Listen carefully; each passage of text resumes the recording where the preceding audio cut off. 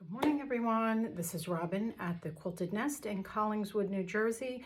Today I am going to go over how I cut for bias binding for the purposes of an upcoming class. It'll be piping, but the same principle. I like to call it an origami fold, but I'm sure there's a technical term for it out there. So I'm going to turn the camera down and hopefully we get this all in a correct view. So what I have in front of me is 3/4 of a yard of my binding fabric. Again, in this case, I'll be cutting for cording or piping. I take my fabric, wrong side up, right side up, that doesn't really matter in the grand scheme, and I open it so that my salvages are on my left and right hand side. Once I have that, I take the salvage in under my left hand and I bring the salvage up on the diagonal until it meets the cut edge of your fabric. So let's do that one more time. I have my fabric as it comes off the bolt. The fold is at my belly. The salvage is at the top. I'm going to take that top salvage edge. I'm going to open my fabric and I'm going to bring my salvage to the left and to the right. So this now is my salvage edge. I'm going to take that salvage edge and I'm going to bring it and fold it until the salvage edge touches my cut edge. Okay, now on this side, you'll see I have leftover. This is always prettier if you have a square of fabric. Sometimes 1.25 yards is a good go-to yardage, but I don't need that much to do a pillow cording. So I'm not going to worry about this. It will get cut. Now I take, by folding the salvage up to the top, I've created a 45-degree angle. I'm now going to take the bottom edge of my fabric with the right hand salvage. Sorry guys, I have no camera crew here. Under my right hand, and I'm going to bring it up so that now I'm folding along this folded edge. There's my 45, it's a folded edge. I have the salvage in my right hand, I have the fold in my left, and I'm bringing it up again.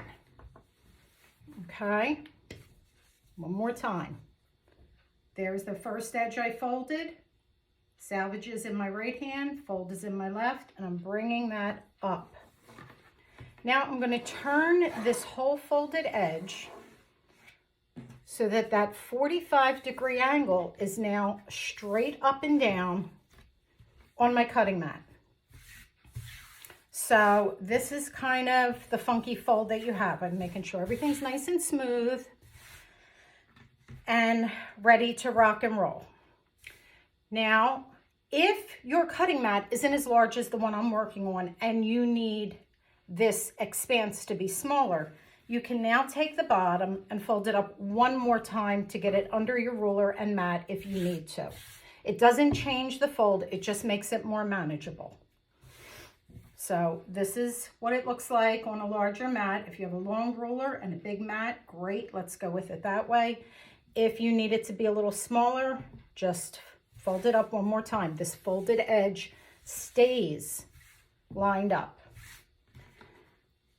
Now what I'm going to do is take my ruler and my rotary cutter. Now most of you cut right-handed. You know that I'm left-handed if you know me, but I can cut with both hands, so I will cut right-handed for you. The first thing I'm going to do is straighten up the left side and cut away the folded edge.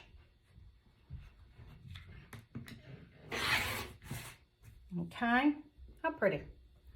That's a discard. Now we have a cut. We've established a 45-degree angle. Now, depending on what you're cutting, if you're cutting quilt binding, you might want to cut 2 1/4, 2 1/2.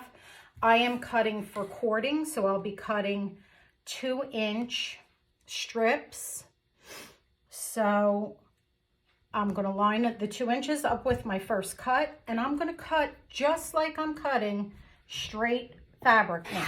So I've made the bias cuts. You know, the bias has some stretch to it. You can see we have the 45-degree angles on the edges. I've now managed to turn cutting across the long expanse and finding a 45 on my angle on my ruler into straight cutting. And you would just continue to cut across until you have as many cuts as you need to complete your project. When you put your bias strips together,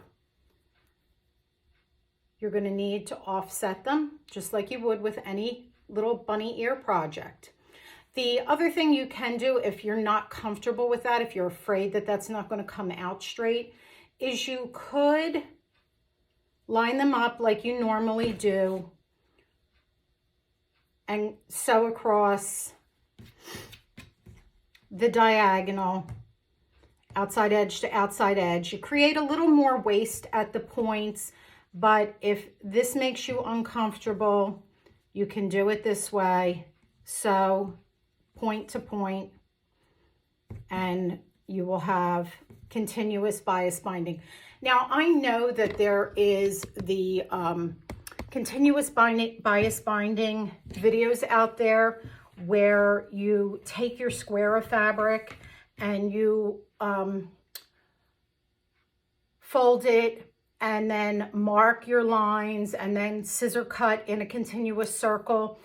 I personally find that to be a little more labor intensive than finding a way to cut my fabric like I am most used to cutting my fabric, with some simple folding and getting to my binding.